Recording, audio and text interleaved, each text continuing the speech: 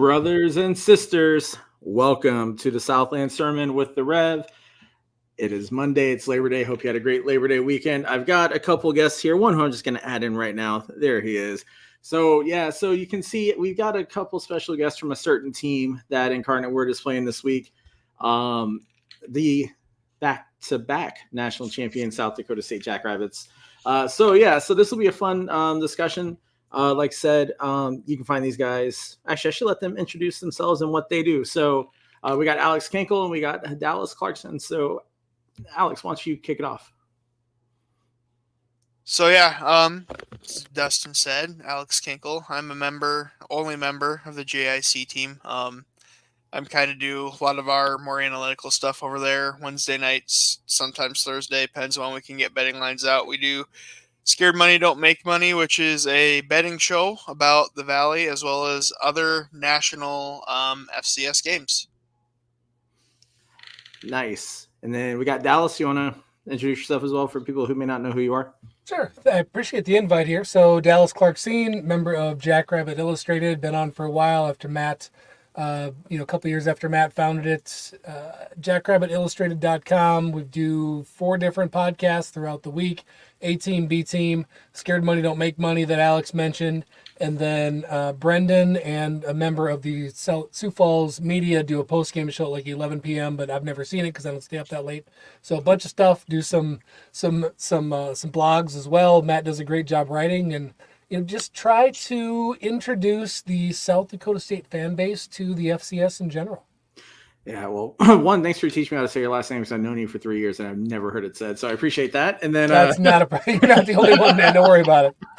So anyway, we're gonna go through the scores last week. Honestly, it wasn't good for the Southland Conference, but Alex's Lemonade stand did okay because as part of my pledge to share to donate, they did make $22 off of a Southland out of conference wins, SFA wins, and then the Citadel getting a win as well. So like I said, I'll tally this all week, and if I actually stop being lazy, I'll make a graphic for it. But I'm, again, very inherently lazy. So going through the games last week, Southeast Louisiana, someone who the Jackrabbits will play here in a couple of weeks, went to Tulane. Well, I guess they were there. They didn't show up. They lost 52-0, but it's something you would expect from a game like that. Northwestern State, the team that remember they stopped their season halfway through the year last year.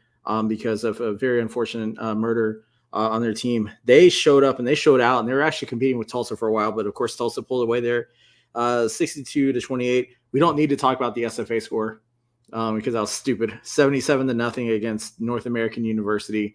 That game got so out of hand, they played 5-minute quarters in the second half. It's absolutely stupid. Waste of time. There's nothing to gain from a game like that, and that's all I'm going to say about that. We refer to that as getting pine bluffed. Yeah, that's exactly what that is. Did they have 5-minute quarters and a running clock in the second half? Yeah. Why even play anyhow? I jokingly put on Twitter, congrats to North American University for shutting out the dominant SFA offense in the third quarters because SFA didn't have the ball. It was 70-0 at halftime. There is no reason to even continue that game. So yeah. And Saturday, one of the teams that you guys will be looking towards this week, Incarnate Word, started off against Northern Colorado, was a little shaky at first, shaking the rust off, but they ended up winning 28-7. I don't know if that's actually evidence of Incarnate Word struggling this year, or Northern Colorado maybe not being such a shit show, maybe a combination of both. Let's see. Houston Christian went to SMU, got a paycheck, but lost 59-7. Nichols kept it close with Louisiana Tech. I was actually a little surprised by that because I don't think Nichols is that good, but apparently Louisiana Tech isn't that good either. 25-17, surprisingly really stout early showing by Nichols, forcing a safety, things like that. I was kind of surprised by that. Of course, they're going to get LSU this weekend, and that's going to be ugly. A&M Commerce went to the other SDSU and kept it close in the first half, but lost 45-14. Lamar went to Texas State. I said I was on the FCS Fans Nation show. I said I was interested in this game because I thought Lamar could keep it close, and they did for the most part, 34-27.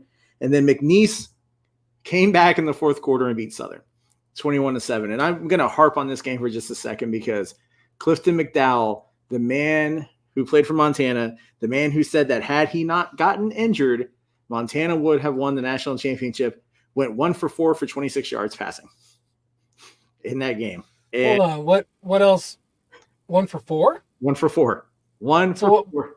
So I didn't even look at the stat line for it. Like, what happened? So he split time behind with another guy. His last name's Six Killer, which honestly, Six Killer is a terrible last name for a quarterback. Because that'd be a great defensive player, not allowing 6 points, but for an offensive name, that's just a terrible last name. But that's an amazing name.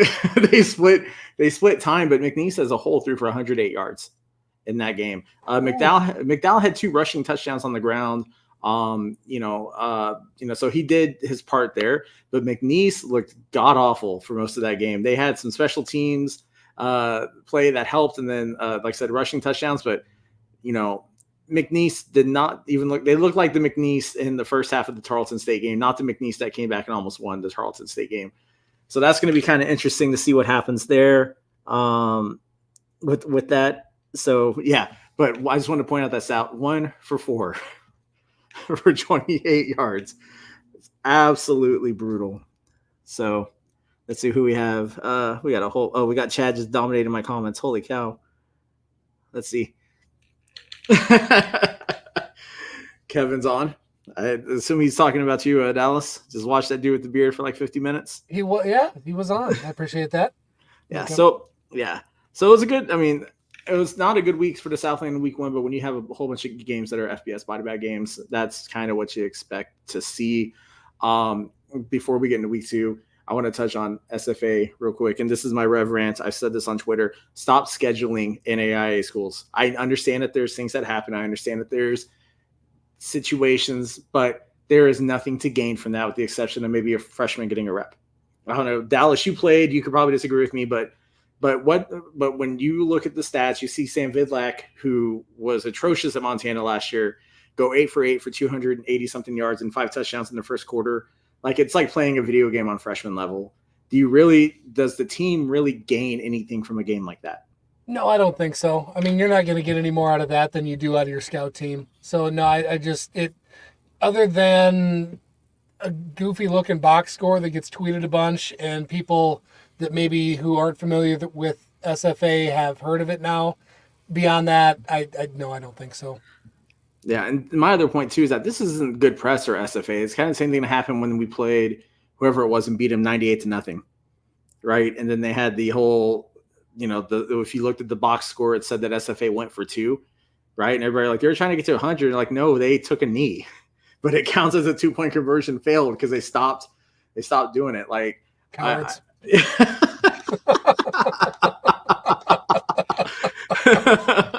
So since Kevin is here, I guess I will say shout out to Citadel for getting $5 for Alex's Lemonade Stand, and shout out to Kevin. And you guys already did this on your show, but I mean, a big shout out to them for what they're doing for Alex's Lemonade Stand. I don't think there's really anything else I want to glean from week 1 because it was atrociously bad. I'm going to save the game I want to talk about for last. Obviously, it's the reason why you guys are here. So we'll go through these other puff pieces out of the way first because the schedule's still kind of brutal for the Southland. So starting Saturday, McNeese goes to College Station. That's going to be brutal. I wouldn't be surprised if A&M puts up 100 on them, and I'm being dead serious. Like, I know A&M looked like, didn't look good against Notre Dame, but this is going to be a cakewalk. Thankfully, the game's at 11 in the morning, so it'll be glossed over and forgotten about. Southeastern Louisiana goes to Southern Mississippi. That'll probably be another atrocious blowout for Southeastern Louisiana. And this is another rant I'll get to in a second. It has to do with scheduling, but that's at 6 p.m. Central. Prairie View travels to Natchitoches to take on Northwestern State. Prairie View coming off a loss to Texas Southern. I think a lot of folks are surprised by them losing to Texas Southern. And Northwestern State showing that they aren't the pushover that they were in the Southland last year. Go ahead. I'd say that game actually is pretty interesting to me because,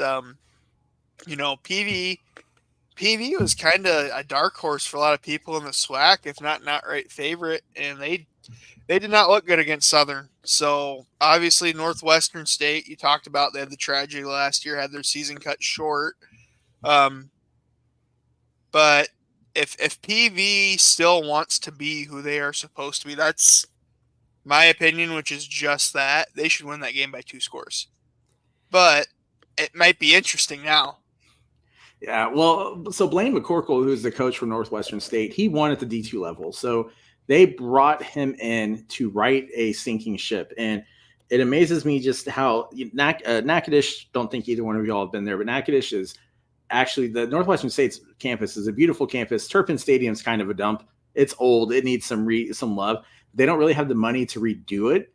If they could fix it up, it would be a gem in FCS. But a very, very hard program to win.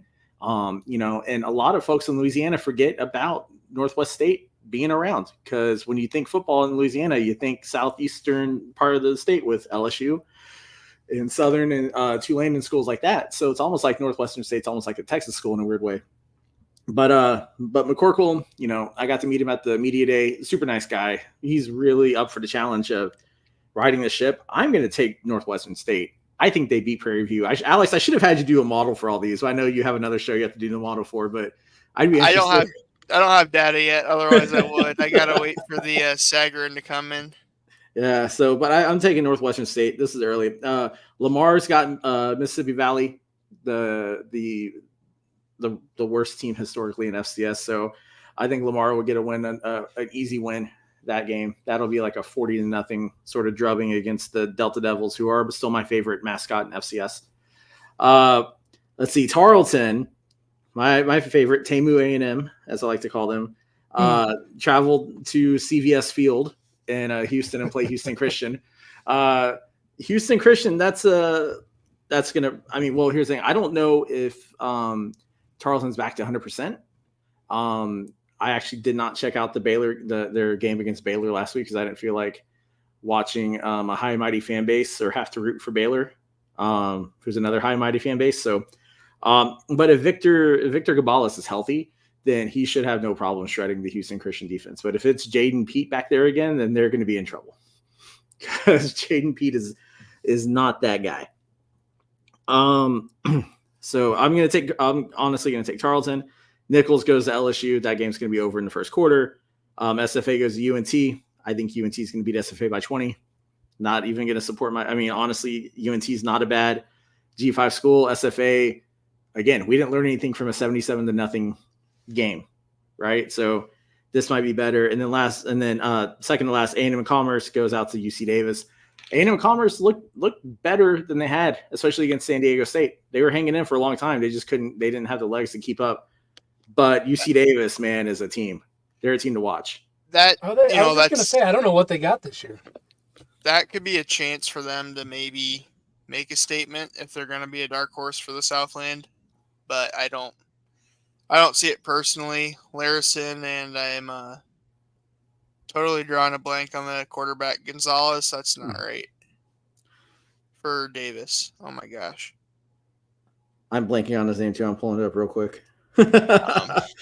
Ooh, that rule 1 of podcasting: never start calling out names unless you get the page pulled up. I know. Or you have to be able to just ramble on and keep talking. It's not Larison. Who is it? It's not Larison. Larison's the running back. I know that one. Yeah, it's a running back. Jamie's going to have it. There it is. It's Hastings. Yes. Why did I say Gonzalez? Miles Hastings. Yes. If they're going to, that's a very good team. That will be a very tough row for Commerce to hold. But like you said, they looked pretty good last week. If they are going to maybe make a dark horse bid for the Southland, then that is even if they don't necessarily win that game, if they make Davis uncomfortable, that's going to send a statement to the rest of the country. Yeah. No, I think to your point, that's what it has to be. Everybody's doubting A&M Commerce, including me, although I will say getting to meet, hang out with their players, they're some of the nicest players I've ever met. Very chill. We had a fun discussion about the whole name change that was going to happen with A&M Commerce when they were going to change their name to Texas A&M Texas A&M at Dallas -Commerce. That's not a joke. That was something I must have missed that one. That was something that was brought up. Yeah. And myself and Corey Hogue from Dave Campbell's Texas Football were just shredding it. and the players are just like this is dumb if this happens. So I'm glad they didn't make the name any more word salad than it already is, because it is pretty much word salad when you're A&M Commerce. Chad is trying to produce from watching it on YouTube. I should have sent him the link and had him come in and do it. Yeah, and then let's get to the game, the meat of the matter, the one that I think will show we either give the Southland some love or get Southland known as the Southland. The University of the Incarnate Word Cardinals travel up to Brookings to face the defending national champion South Dakota State Jackrabbits. I believe that game is sold out, right? Just like correct. Yeah, it's not a surprise, because I will say this as someone who got to experience Brookings last year. Even if your team's not going to go play there, I highly recommend going to Brookings. Probably, I mean, it outclasses and outranks a lot of FBS environments I've sat in. That place gets loud. Nice people, great tailgating. A certain somebody had the gall to make brisket when a Texan was showing up and didn't screw it up. I mean, you can't beat that. But yeah, so we can talk about this game now. Obviously, South Dakota State played Oklahoma State last week. Wasn't as close as I think South Dakota State fans expected it to be, but it was about where a lot of folks thought it would be. No offense to the Jackrabbits. That was just upper echelon. Yeah, I mean, that's upper echelon. It's not like you guys are playing an overhyped 4-win team, in Colorado or anything last week. So, to that point, like I'm interested to see the matchups, how this goes. Incarnate Word has been pretty pass heavy historically. They've got an amazing quarterback in Zach Calzada. Was A&M transfer, led A&M to that upset against Alabama a few years ago. Played well last year, except for when he got injured. And then they had Flores, who I believe was their backup, and he was a freshman All-American last year when he came in. So they've actually are pretty deep in the quarterback spots. I'm kind of interested to see what happens with the front seven against Incarnate Word's line. I know you guys have been studying, your side of the ball. I'm interested to hear y'all's take on that matchup with the Incarnate Word offensive line versus the Jackrabbit front. It is, and I think that's where South Dakota State wins this game, because Incarnate Word's going to come in with the track athletes that they always have, that they're known for. They just seem to reload and restock every year, and these aren't guys that that wouldn't have ever seen the field at these larger schools. They just seem to be guys that want to play now and come in and do that. So yeah, it's to me, it's got to be one on the line. I don't know.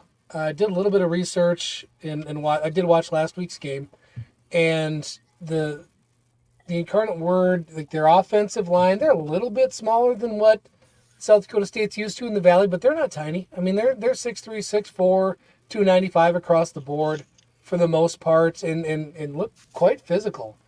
And it's going to be interesting too, seeing the kind of the change in approach week over week for who South Dakota State's playing, because they go into Oklahoma State assuming that they're just going to get the ball pounded down their throats, hold Ollie Gordon to would have been under 100 yards if they wouldn't have kept him in till the end of the game just to get his 100.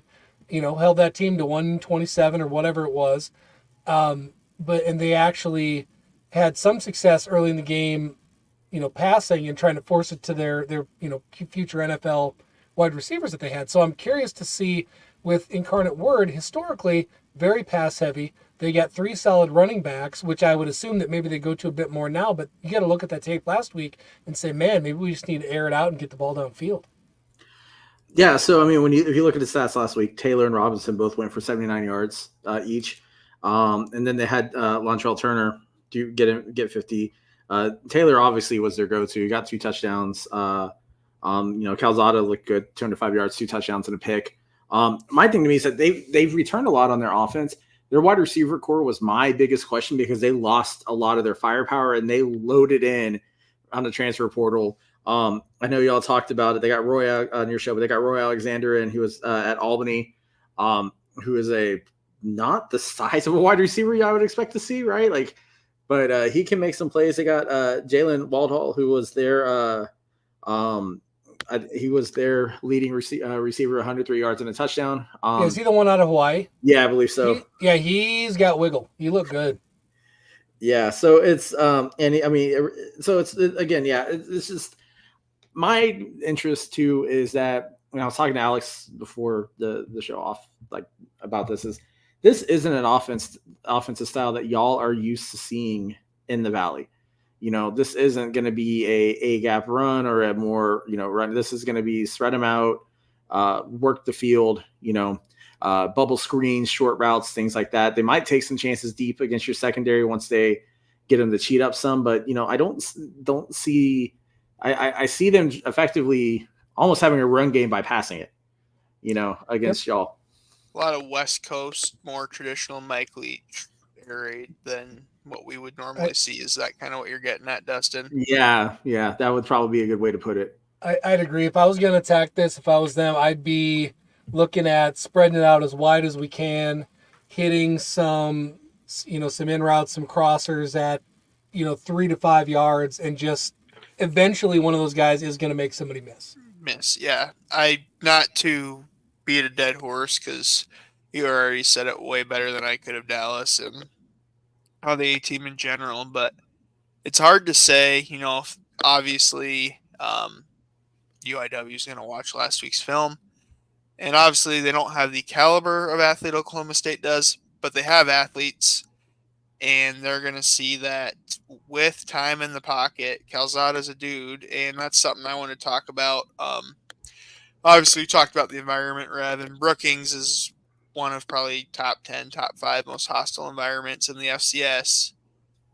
But Calzada played in the SEC for 2 years. I mean, is it going to be loud in the Dyke House Saturday? Yes. Am I going to have my voice going to be gone by the third quarter? Yes. But it's not going to be anything Calzada hasn't seen. That's a good point. So if they're, wanting to mimic, that's where we really got out-schemed. Not even so much out-schemed as just beat is Gundy's a good coach and said, okay, if we can get our guys in space, we can kind of dink and dunk down the field. And that's what Incarnate Word wants to do. And so I think they have to feel a little bit good about that it almost plays into their wheelhouse in that aspect, especially if we once again struggle to get pressure as we are sometimes want to do early on in the season for whatever reason. I don't know if that scheme of our guys are just preached to death, hold your gap, stop the run, we'll figure it out on the back end or what. But it seems like the last 3 years this has been a recurring theme, and then all of a sudden Valley play starts and, oh, never mind, we're getting 5 sacks a game again. I mean, that's obviously a crazy exaggeration, but it always seems like every year for the last 3-4 years when they had a conference, like, where's our pressure?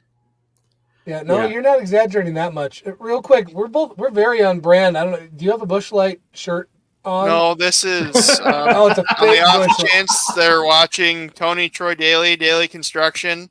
Gotcha. Anyone South Dakota State audience, Sioux Falls audience, need home projects, give Trent a call. Sorry, are you sponsored by Busch Light, Rev? You know what? No, because I can't get sponsored by water companies apparently. Oh, gotcha. See, I'm drinking one, and I thought he had a shirt on. Anyway. No. That's. Listen, I'm already in a YouTube copyright sort of fight right now, so let's just keep adding into it. It's all right. No, so what you're talking about the point in the environment. Calzada's used to.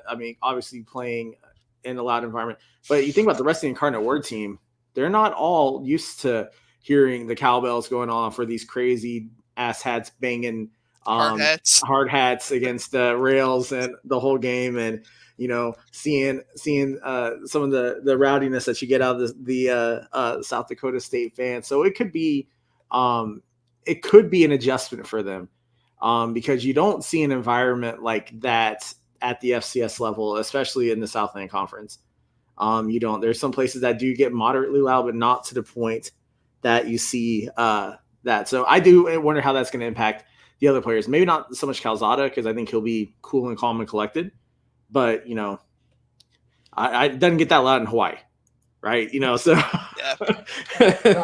I'm excited to see. I think the fan base is going to be fired up. Is even more, I think, important than that the team is going to be frustrated coming off of that game, and I think that they're specifically some position groups, the defensive line, I guarantee, is extremely unhappy about the way that they played down in Oklahoma, at Oklahoma State. I think Mark Gronowski is not happy with how he played. I got to assume. I do think we're going to try to run the ball and establish and just pound it. But that's where I don't know, where I see maybe some things catching some people off guard. Environment for sure. But I think that the South Dakota State team is going to come out ready to roll. Jamie brings up a good point. I'm going to bring this one back up. I mean, Incarnate Word is very notorious for doing this. They're notorious for getting Ribnick on their drives, right? It's that's what they do. When they get moving, and I don't think the game against Northern Colorado is indicative of what they could be doing this time. First game of the year is obviously shaking the rust off with some players, but when they normally get their rhythm going, it is clockwork, right? So that's one of the things that the Jackrabbit defense would potentially have to do. They would have to get in and break up the rhythm. Get to Calzada, I think, too, to do that. Negative plays. Yeah. Get them off schedule. I mean, what's one of the biggest cliches in the history of football, right? Biggest improvement comes week 1 to week 2. And it's true. So when you get a team that's reliant on rhythm, that's high octane, high skill, and a bunch of track athletes, that can be scary coming in there, especially. And I've got to assume, Rev, that I don't mean this to sound arrogant at all, but looking at their schedule this year, this has got to be the one that they've got circled in the calendar, right? Like, this is the measuring stick, isn't it? To Brendan's point, he thinks they're looking past Northern Colorado. That's probably potentially an accurate thing. Oh, that's a good point. And I think sure. To your point, this is their litmus test, right? Because other than going into the Southland play, this is the game they're looking at. After being 9-2 last year and left out of the playoffs because they had one of the weakest schedule and the only thing you get from a bunch of cupcakes is fat like me. So it's they deserve to be left out of the playoffs and and so they really are coming back and saying, hey, okay, look, now we're scheduling up. And a loss here doesn't necessarily hurt them because again, they're playing the defending national champion. But I got to think they've had this one circled. Well, to your point, you go 9-2 last year and you miss out. You almost feel like you got to get one this week or next week when they play SIU. I mean, yeah, maybe. I don't know. I don't want to speak for them, but it maybe feels like that. Yeah, but with that too, talk about. I mentioned this. I know SIU was having some quarterback issues, in their camp. That to me is probably out of these two games. And we'll get to the British later, but I think that's one that Incarnate Word realistically has a true shot of taking a W. With, this one, I think if they were to shock the Jackrabbits, that would be the perfect word. It would just be shock. But that's getting ahead of ourselves. Dallas, I didn't mean to cut you off. I know you were going to say something. So no, that's fine. I was trying to jump in because I got to bail here in just a minute. But one thing I wanted to touch on, if it's okay, is I wanted to get into maybe some of the question marks on the South Dakota State team because, it's easy to say, all right, 2-time defending champs, blah, blah, blah. It won 29 in a row up to last week, and we ran into a buzzsaw in Stillwater, so maybe that's not indicative of a lot of things. But there are some question marks and some obviously very solid pieces coming back out of last week. Is that good to get into that a little bit? Yeah, let's do it. So I guess I'll let Alex chime in here too. But question marks to me coming out of last week or coming into the season. When you're replacing 8 guys, I don't know how many guys are. Only a few made rosters, but I think most of the rest of the 8 guys that left for that went to the NFL, or at least on practice squads, as far as I'm aware. But when you lose that many guys, there's going to be question marks. Those guys all played 2-3 years, or started 2-3 years at least. So that there was 2 narratives going on, right? One is, were they just this team of destiny that had this unbelievable class that led them through a few years and took them to 2-3 natties? Or on the flip side is the narrative that you've got a bunch of guys that stayed, and South Dakota State does not lose people to the portal. we had like 3 guys leave, and 2 of the 3 weren't going to play. And that, I mean, I'm exaggerating a little, but not really. So that, I mean, we haven't had any, with all the returning starters and the guys that took all the reps, those guys stayed. They practiced against guys that are in the NFL today, and they got to practice until January for 2 straight years, right? So it's one way or the other, and we're starting to find some of that out. Now in the game, to me, was I think we're good on the skill side of the ball. Amar Johnson looked fantastic. Angel Johnson, for the little bit he got, looked very, very explosive and quick at running back. So we're good there, I think. You've got Graham Goring, and you've got GFW Griffin Wilde out at the slot. And then 3 is maybe a slash there with who's going to take the third wideout spot. But I think in the skill positions, we're good. The question marks that are looming still a little bit are going to be on the lines. I feel pretty good about the offensive line. I say that we had 3.5 starters back. We actually only had 2, but we got 1 starter. Sam Hagen from North Dakota State. He was from North Dakota, my bad. From UND, 2-year starter up there, came down. He's starting. And then we also had Christensen, right? No, I'm sorry. Alex, help me out. Quentin Christensen. Quentin, I was say Kobe. Thank you. He was the elephant package guy last year, so they'd bring him in as a blocking tight end, and we kept waiting for him to throw a pass to him all year. They never did. But yeah, he was your thought, Dallas. Total fat guy in a little coat vibes. They stuffed him into like the number 82, or I don't know what he was wearing, but it was pretty funny. So anyway, O-line seemed to be good. Jimmy had was a little bit frustrated with some things in his radio show today, talking about them. But then the real question mark is at the defensive line, because we had no pass rush. Now, we might have been facing the best offensive line in all of college football. You can't say that they're not. I don't know that they are for sure, but after 1 week, you can't say that the Oklahoma State offense is not the best line. There is 8 5th and 6th year seniors or something like that. They returned 8 guys with hundreds. Well, whatever. It's just ridiculous. I was skeptical of what those OK State guys said, and unfortunately, it was the real deal. They were so good. Those dudes were solid. They were so good. Yeah. So, I mean, our D-line was just running against a brick wall all day. So, still have question marks there as far as what's coming back. I don't know. Alex, what else did you see? No, I think you hit the nail on the head. I was a little underwhelmed by our tight ends, obviously. Don't even want to get into the pop pass, but Gormley trips and Mark kind of sails the ball and is just a disaster. It should have been a big play, but young tight ends didn't get really involved. I don't know how much of that was game plan versus scheme, but I think that's still a pretty heavy question mark there. Other than that, like I said, I think you hit it on the head. D-line. Oh, excuse me. Sorry, my 7-month-old gave me his cold. How gracious. It's so kind of him. D-line, a little bit secondary, but I didn't have a chance to watch a ton of the game. I was driving through Black Hills. We had a cabin out there this weekend anyhow. I'm already going too long. I don't know how much of that was lack of pressure versus truly giving up coverage.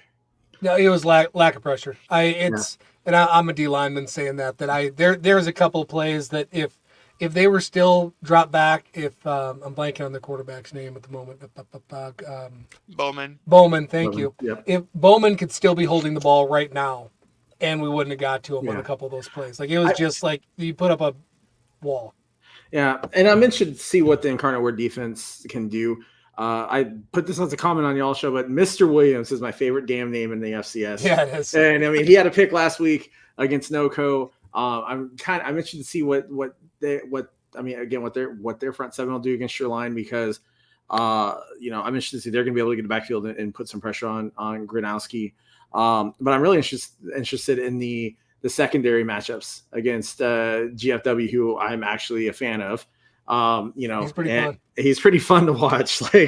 And so I actually said he would be, like, when they put out the preseason All-Americans and he wasn't on the list, somebody asked who was the person who was missing. That was the first name I said. It was Griffin Wilde. I bet will be. Yeah, I bet he will be on the list at the end of the year. So, so I think it's going to be a good one. I I think it's going to be fun. This will be probably a lot more fun a game than your other Southland Conference matchup in a few weeks whenever you go to Hammond, America, to go play Southeastern Louisiana, which I don't know if y'all are going to make that trip, but I highly recommend it if you can. It's a great spot to go to. Plus you're outside New Orleans. Oh man, when that came up, I really wanted to. Like, my kid's playing football now, playing varsity ball, so it's almost impossible for me to get anywhere of any distance on a Saturday. Yep, I get it. But let's talk predictions real quick on this game. I know, Alex, you guys will have your Scared Money Don't Make Money show. I'm sure you'll have an official prediction for that. So I will say, because I know one of your co-hosts is watching this, we can say this one isn't an official prediction for them to write down. But I'm interested to know what you're feeling on this. So not to spoil our show, can I give you a stat line prediction and not a score prediction? That works for me.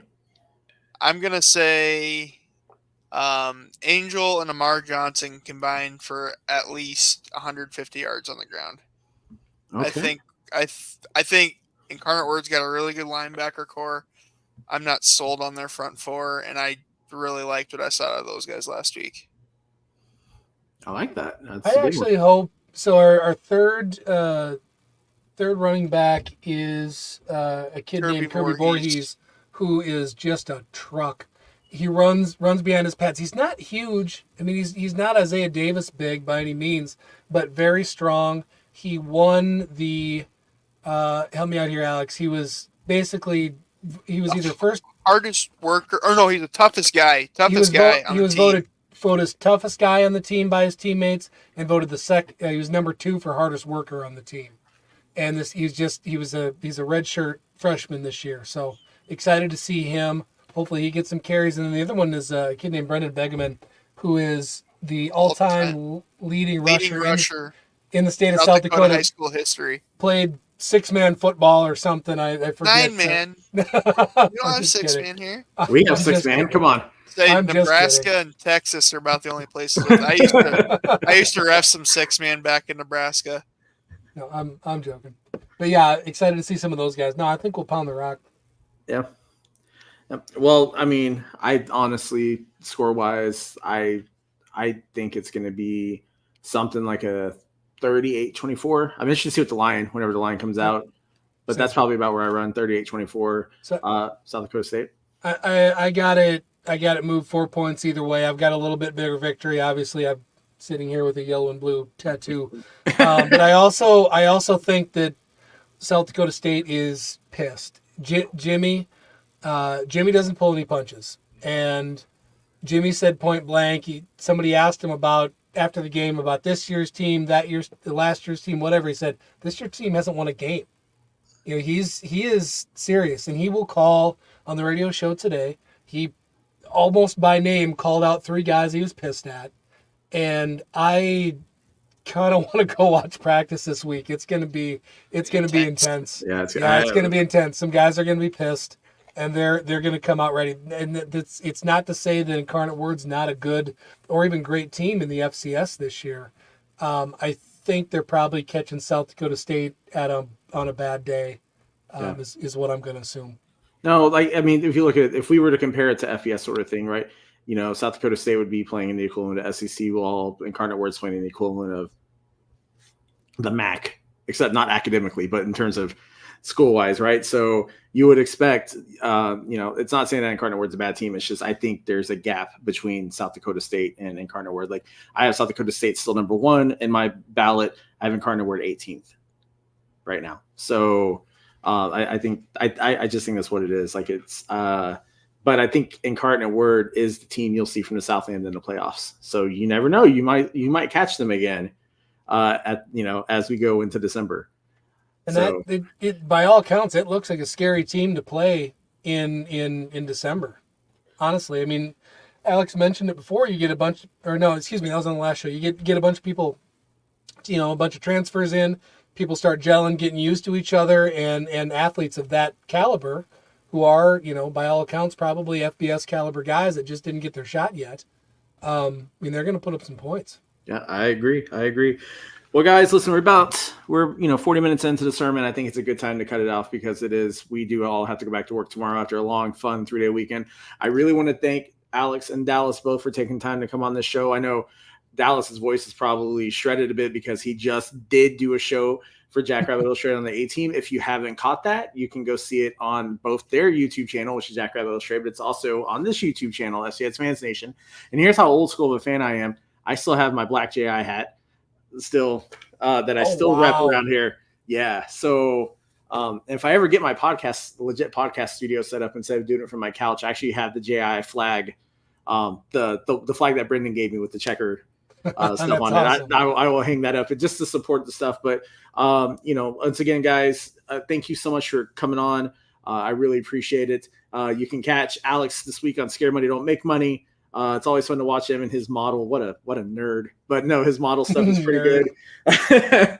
But again, if this is your first time you're checking out SCS Fans Nation, make sure you like and subscribe because not only do you get the sermon, you do get Jackrabbit Illustrated, you get the FCS Fans Nation Sunday show, Fight on Montana, Power Hour. Sunday show was great this week. That was a really fun show. I listened to that on the drive home today. Yeah, it was so much better than last week when they had these two mooks named Jamie and the Rev just doing it. That was a terrible show. So anyways, once again, y'all have a wonderful rest of your week. We will talk to you guys next week. Peace.